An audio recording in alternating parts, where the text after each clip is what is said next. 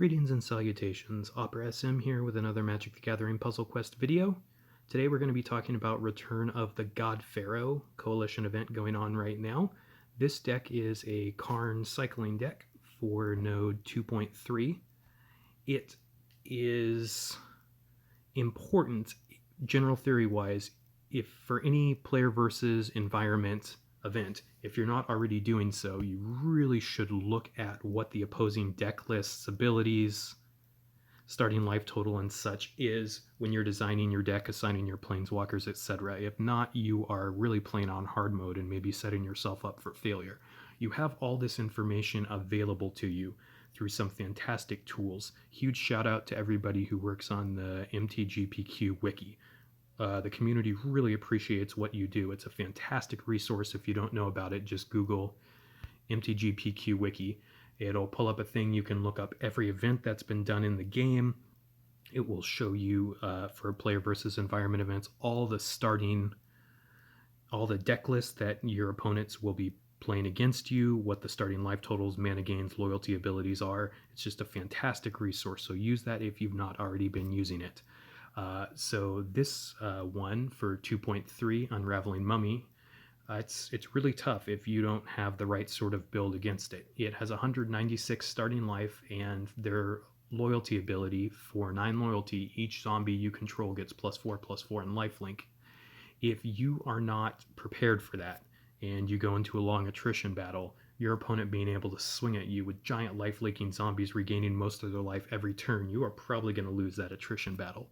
So that deck has a lot of good zombies in it, Accursed Horde, Amit Eternal among others, the Scarab God, which if you don't have a way to keep recurring back from graveyard, it can be really obnoxious, and Jiru with Eyes Wide Open, as Madrin from Goblin Pile brought up. That card got a lot stronger with the change to Vigilance. It's for 14, a 4/3 Vigilant creature. All damage you take is reduced by 10. It used to be something that would have to block and then die pretty quickly, so that all damage you take is reduced by 10 your opponent has would normally go away pretty quickly. However, they did not change its Vigilance ability like Defender, or like some other cards were given. So it makes Jeru, if you don't have a good way to deal with it, you might be locked out of the game if you designed your deck in a way where you could not deal damage or destroy Jeru. So really it is important. Just this reinforces the idea that you really should look at what your opposing deck lists are before you design for them. But anyway, with that said, also the deck has quite a bit of decent removal as well. Doomfall, Hour of Glory, Gideon's Defeat, a lot of stuff, and then Torment of Hailfire, which can, drain you for quite a bit of life too, again, if the game is going long and you got a lot of stuff in your hand. So with that in mind, what did we choose to do? Our objectives that we need to meet, in addition to winning the match, for 2.3 and the Return of the God Pharaoh event, is create 6 or more creature tokens during a single fight and cast 4 or more supports that cost 9 or less. So we've chosen to use a Karn cycling deck. Karn lets us be 5 colors in cycling, and the first ability lets us fetch up cards and give us new mana bonuses to find the pieces that we need to combo.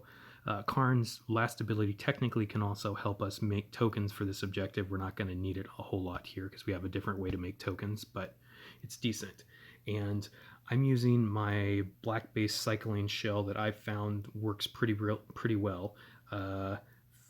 Bantu's Monument is what I use. These monuments, you can use them all, but black has 5 cycling creatures, the most of any color right now. Keep in mind that with the Ikoria that's coming up, hopefully we'll have more cycling, so we might even get more cycling cards to add to the shell, which I'm really excited about to see how it could make it better.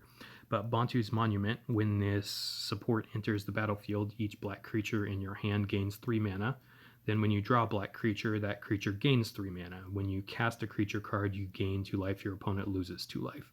So with our 5 black creatures here, it basically makes it so when we draw into a new one, we are going to get mana to keep cycling through other stuff. So it gives half the cards in our deck self-fueling with all the cycling we have. Why do we want to cycle? Well, our win con and way to stay alive is Faith of the Devoted. It's only cost 5, this enchantment with 3 shields. When you cycle a card, your opponent takes 5 damage and you gain 5 life. This is a great way to just drain your opponent out to kill them, while also gaining you a bunch of life so your life total doesn't drop too low as you're setting up the combo, or your opponent may be dealing you a little bit of damage. New Perspectives is another card. It's a support that costs 7, so another card that can meet our cast cheap support objectives. It's an enchantment with 3 shields. When this support is on the board, when you draw a card with cycling, that card gains 1 mana. And then when the support enters the board, each card in your hand with cycling gains 1 mana, and you draw 3 cards. So again, this is something that will give mana to our cycling cards so we can keep cycling and fueling that engine up, as well as drawing us into new pieces of stuff that we need. So those are 8 cards that we have: 1 damage source, 2 engine cards which give us mana, 5 cycling creatures which can self-fuel their mana with our other mana charging cards, and so we have 2 flex slots left. Cast out is what we're using. Again, I mentioned that Jaru could be an obnoxious thing, and how do we deal with Jaru if our opponent gets him on the board? Because as you may notice, Faith of the Devoted would only make our opponent take 5 damage. So if Jaru was on the board, we're not going to be able to deal him any damage. Well, what we can do is have Cast Out. Cast Out is great in these shells because with Puzzle Quest creatures, each player only having 3 creature slots that can permanently stay on the board, if you can disable all your opponent's creatures, Greg doesn't oftentimes replace its own creatures unless there's cards built into a deck. It really can't. So if you cast out and disable all your opponent's creatures, your opponent's not really going to be attacking you for any damage. So they can't cast any other creatures in their hand. It might clog up their hand and handlock them, but basically it makes it, if they can't attack us for damage, we're basically playing on goldfish mode. And with cycling, we just cycle around until we find our cast outs, slap them down on creatures, and then we are in pretty good shape to just play on easy mode for the rest of the game. We'll notice that none of our opposing creatures had hexproof or something, so we're not worried about not being able to target them with cast out. So this is our plan, basically. Cycle into cast outs, lock down our opposing board, and we get our lock set up, and then we just drain our opponent out with Faith of the Devoted. And again, cast out on Jeru can deal with him about preventing damage if for some reason he's one of the creatures they have on the board. Our final flex slot we're using for this one is Stir the Sands. It costs 7, and when you cycle this card, you summon a 1/2/2 zombie. You can also cast it to create 3/2/2 zombies. So with our opponent at 196 life, it's pretty easy to get 6 tokens through this off before we would kill our opponent through draining them for 5 every cycle. So again, if you're cutting it a little close, you just cycle into Stir the Sands, and then you can just play one and then get half the supports you need. So that's the general plan of this deck, and let's go ahead and give it a whirl. Give it a whirl. And yeah, just taking this time again to really thank the people who work on the MTG PQ wiki. It's a great resource, and Octal and Volrak and a lot of the folks who put a lot of time and energy into it. I don't think you get enough thanks for that fantastic community-based resource you have. It's wonderful, and we all really appreciate it. So again, huge shout out to those guys, and thank you for the great tool you've made for all of us. All right, so we've got a match 5 green to start out with here. I think probably what I want to do here is get a Faith of the Devoted on the board first, and then I think I'm going to go into a New Perspectives after that so we can cycle into, so we can cycle into other cards to find our cast outs. It might technically be better to have the new perspectives down first to cycle into more cast outs, but I want to make sure if our opponent gets an aggro start that we can cycle and keep our life total high enough as we're finding those other pieces. So let's see. Again, we found a match 5, but let's double check there's not another match 5 or something better that we can do right now. I'm not seeing anything offhand that's, you know, crazy good like that for now, so we'll go ahead and do this. Great. And I did not know that we were going to cascade. If at least I wasn't looking at the board. If it was there, I missed it. But if we knew we were going to cascade there, it might have made more sense to cast the new perspectives first and then draw into other cards that we could continue cycling this turn. But not a huge deal. But let's see. All right, let's also look at our opponent's mana gain. So they've got +4 to black, +2 to blue and red, +1 to white. So keep that in mind when we're making matches. Also, again, that ability of for 9 loyalty, each zombie you control gets +4/+4 and lifelink. So we need to make sure that if our opponent gets zombies down, we're just going to have our plan of casting out and disabling all their creatures. So let's see. So we're going to find something, get new perspectives, draw 3 cards, and then we can continue cycling here. So let's see, what matches can we do? We've got a blue match on top. We've got a black match into a white match, which is great. And then that could potentially give us a blue match and a red match as well. So I think that's going to be our best move here. I'm making sure there's nothing better. Offhand, I don't see anything better, so let's go ahead and take that. All right, so we are well on our way to finding pieces here. So our opponent got a pretty good match. They do have a zombie on board. They have 6 loyalty, so if they would activate this ability before they have 3 full zombies on, that would probably be best, so they can't use it somewhere else. But we just need 6 more mana, then we've got Bantu's Monument online, and then we can start really going for it. So we're gonna cycle Stir the Sands here, and again we'll see the cards that we draw do get a little mana. That's great. I think we can get rid of this extra Faith of the Devoted. Sometimes you want to keep it in hand if your opponent may have support removal, but we know that they don't. And again, priority number 1 is to just get cast outs available on the board. So what we're going to do here is, there's a weird thing that's happening now when you draw cards with Karn, that sometimes it seems to be drawing extra cards and cycling those cards, or drawing extra cards and draining mana as if it were cycling and triggering those abilities. So while I would normally activate this Karn ability now, I want to make sure that I get my Bantu's Monument on the board and have cast out mana available first. So I will probably activate it next turn, but I really want to make sure this monument gets on board and I have my full mana engine online. Whenever I draw a black creature, I'm gonna get 4 mana onto it, and then that really puts the cycling loop into hyper efficient mode. So let's see.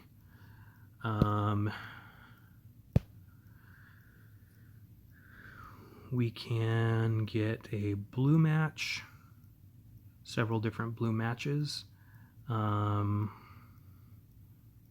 which is probably what I want to do here. I think I'd rather take a hit off the new perspectives maybe, and then leave the black, because if I make the match with that blue gem up there, I got to be careful. One of the previous videos I was trying to do that and I made a bad match when there was a match 6. I was trying to let people do a what would you move thing on. But so in terms of blue matches, we could get that one, or we could get the one towards the right.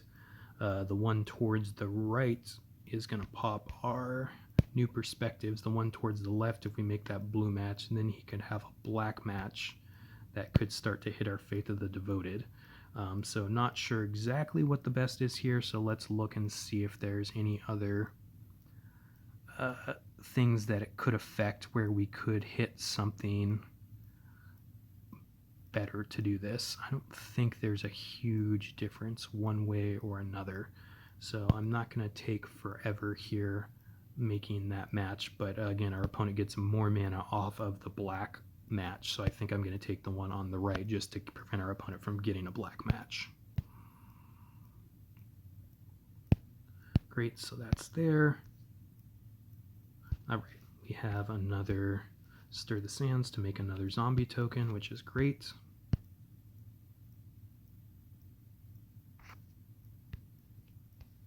So looking at our secondaries here, we've already made 2 tokens and cast 4 supports, so we're well on our way to making this work. So let's see, we can get a green match and a white match, which is pretty good. We could also just take the black match from our opponent. Not sure what the best thing to do here is. I think I'm just going to do the white and the green match just to get more mana on the board here. He'll probably take that black match, yep. But now we have a black match, and again, just because of what's happening with cycling right now, I think what I'm going to do is not use Karn's loyalty ability right now until I get the cast out going. But we will continue just cycling a little bit to drain our opponent. Note when you cycle cards, if you don't already know, put them to the top of your hand. That way it will use the mana on the card to cycle. If you try to cycle a card that was down below it, it would drain mana. It would not use the mana on that card, and it would just drain mana from the top card in your hand. So just pro tip, keep that. Also when you're cycling, sequence things. So, you know, for instance, this Archfiend of Ifnir has cycling 4, so we'd use 3 of the mana on it and then 1 of the mana on Vile Manifestation. Vile Manifestation only costs 2 to cycle, so it's going to have 2 extra mana if we try to cycle it, so we're going to make sure that we use enough mana efficiently so we're not wasting mana as we're cycling things.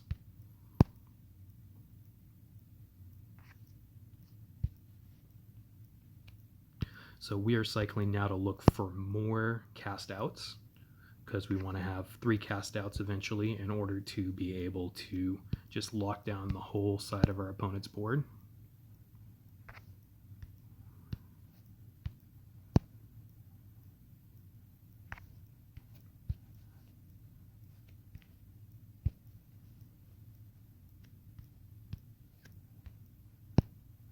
Great, we have a new perspective, so we can draw into some other things, which is great.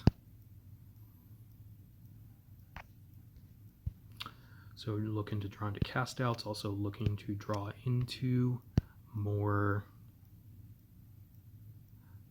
blanking on the name of the card, but the one that makes zombie tokens when we cycle or cast.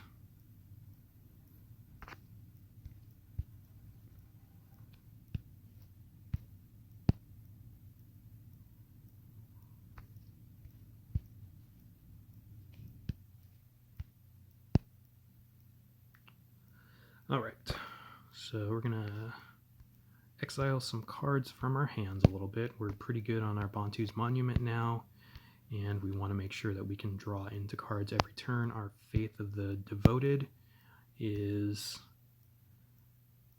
I think, the next most important card that we would like to have a backup for if we need it. So we're going to go ahead and probably get a loyalty match and a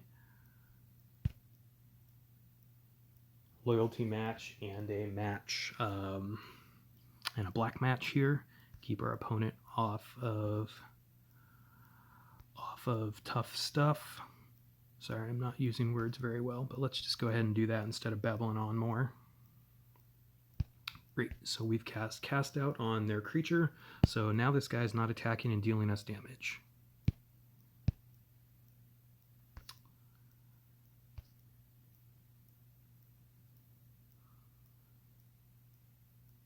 So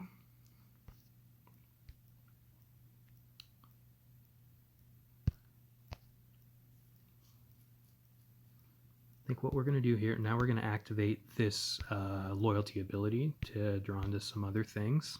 See, and you notice that it did a weird thing here where it drew into 2 cards actually, and then it drained mana off of our new perspectives and got us another card. So not exactly sure what that error is. I need to report it to customer service. I've just been noticing that recently. So, and that may actually keep us from casting the new perspectives, which we kind of wanted to cast this turn, but that's okay. So let's see. I don't think I'm going to cycle our Stir the Sands because I want to make sure that we hit enough zombies in order to cast. But what I will do is just cycle. I'm just going to cast the new perspectives probably. So let's see if we can get enough mana to do that somewhere.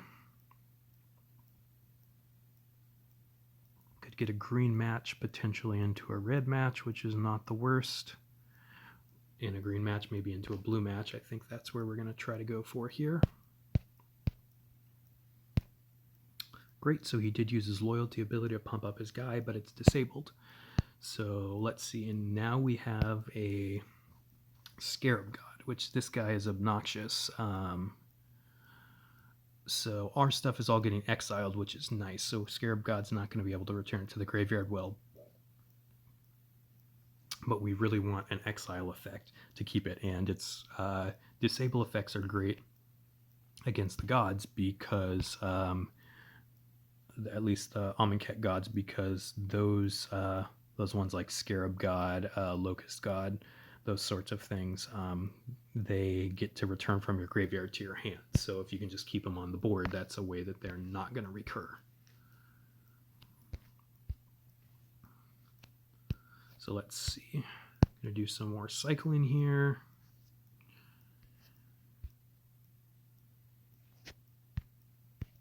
And let's see. We could get a green match here, which could give us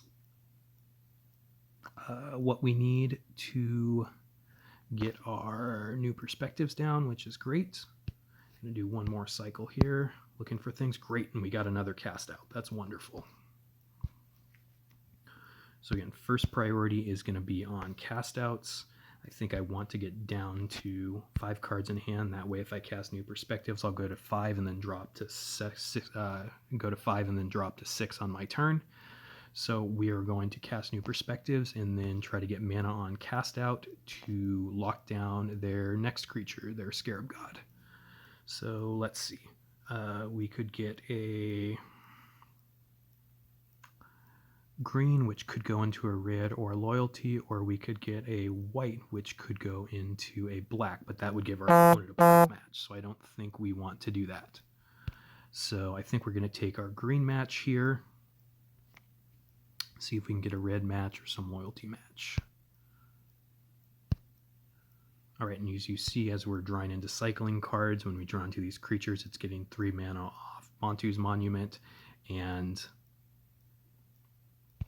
1 mana off of the new perspectives. So let's see, don't need the Montu's Monument in hand. We want cast outs.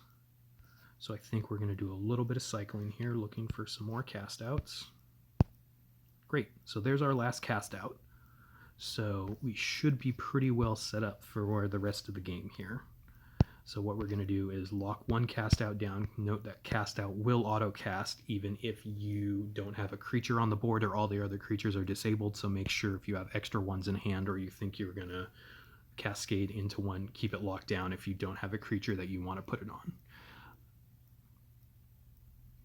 So let's see, we're going to cast out, if we can find the mana to do it, onto our opponent's Scarab God. So let's see, we can get a loyalty into a blue match, which could give us a red match as well. So I think that's the route that we want to take. So just going to do that right now so I don't take forever making the move. Actually, we couldn't get into a red with that because then it's going to drop the red out of line, but still the right move to make, I think. All right. No, we did get it. Okay. Oh, because it dropped both reds. Yeah, that was complicated. That's cool. I like that. Kind of tough to have some board vision sometime. It's something I endeavor to always get better at. But now, great, we've got 2 of their creatures locked down, so it's not dealing us damage. And we only have 1 shield left on our Bantu's Monument. So if we cycle into another Bantu's Monument, now we probably want to find a way to cast that. So we need to cast 1 more cheap support, and we need to get 4 more creatures. So we have to be careful not to have too many cycles because we are going to be swinging at our opponent for a turn as well. We can use our Karn loyalty ability to get a 3rd creature token, and then Stir the Sands cast to get our last 3, so we're covered there at least. But we are going to be doing a little bit of cycling here to see what we can find. Great, there's another cast out, so we don't need 3 cast outs. So it's like a little more. Great, there is another Bantu's Monument, which is good to have.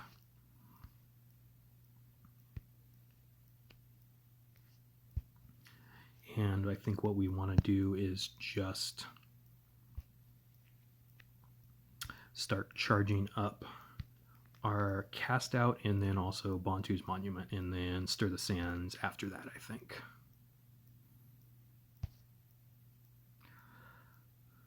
So let's see. We've got a blue match that we can do. I think we're just going to take the blue match now. We'll give our opponent a black match, but I think we're okay with that. Black into loyalty.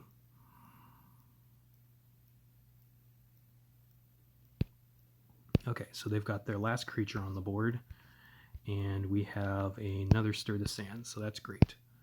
So we want to cast a cast out, and we have mana to do that on their last creature. So now we're going to have all their creatures locked down, which is great.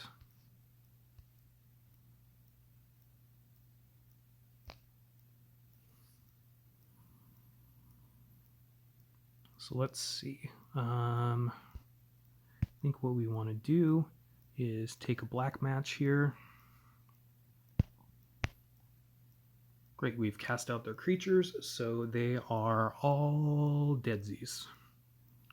Not deadsies, but effectively deadsies. They're all zombies. All zombie goldfish. All right. So again, we now have 1 shield on Faith of the Devoted and 1 shield on Bantu's Monument. So we want to find other copies of those to use. I'm going to Stir the Sands probably until I can get a little more mana on them, so I can have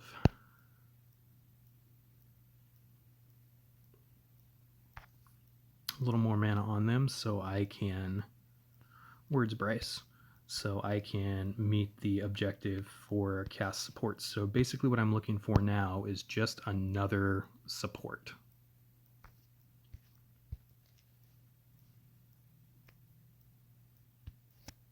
A cheap support. I think actually what I may do now is just use, well, this is interesting. Just have to be careful not to get his life total down too much. Great, so there's Faith of the Devoted.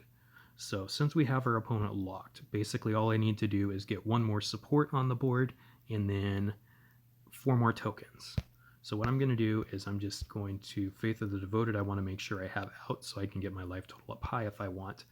But cast Faith of the Devoted and then just cast a Stir the Sands. And then I have 1 more Stir the Sands I could cast or cycle after that. So these are going to get us what we need in order to meet our secondaries and then win the game in short order after that. So I'm going to take a match on the right side, getting red into 4 white. I think that's going to be our best option here, with a chance to also get a match on blue.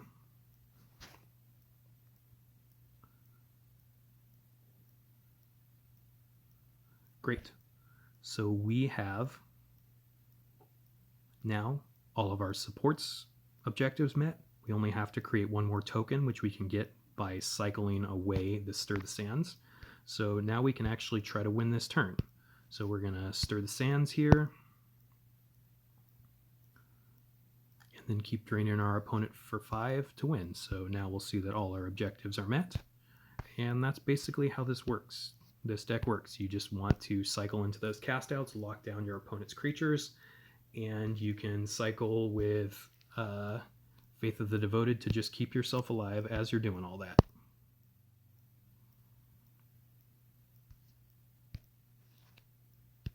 So again, we're moving cards to the top of our hand. Horror Broken Lands has 3 mana on it, and it only requires 2 mana to cycle, so we have 1 extra mana. Therefore, we're going to use that 1 extra mana on Cast Out, which needs additional mana. So that's some of the value, again, that I was talking about that you can do to get things to cycle in this deck. All right, now New Perspectives. We'll cast to draw some extra cards.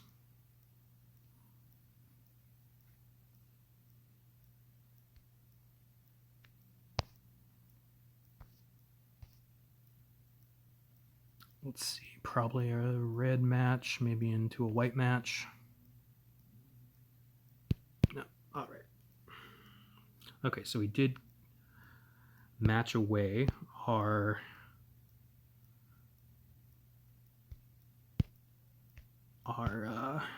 Bantu's Monument. That is a little annoying in the sense that we have to now have a little more mana to cycle, but we've basically won at this point. So we're just going to attack with some zombies and win this match. But yeah, this is what I use for 2.3 on the Return of the God Pharaoh Coalition event. Hopefully this was helpful for you in terms of cycling archetype, a way to deal with an obnoxious deck that can gain a bunch of life, and a way to just kind of circumvent something that's really good in an attrition-based battle by just disabling their entire board, so you don't even have to deal with it as the game goes late, and we're going over the top of what our opponent's plan is. Also, again, a reminder, if you haven't been doing it, look at what your opponent's decks are for PvE events. It's crucial, and it really gives you a leg up, lets you pre-board and basically fight your opponent on uneven axes by just building to attack what their plan of attack is. Thanks for watching, everyone. Hope you enjoyed this, and have a great event here. Just being compulsive and double checking. Yes, all of our secondaries are met for this event. And now we'll just go ahead and kill the opponent attacking with some zombies. And we are not going to, because I did not look at the board, and our opponent had the Gideon's Defeat, I think is what it is, the one where they attack, they get to do things. So now we'll just cycle some other stuff away.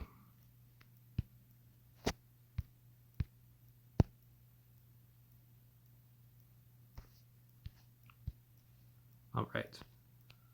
And yep, always just double checking the board to make sure you're not just going to do something dumb sometimes. Luckily, that's not going to cost us the match or anything, but it's important to keep track of what is happening in a game.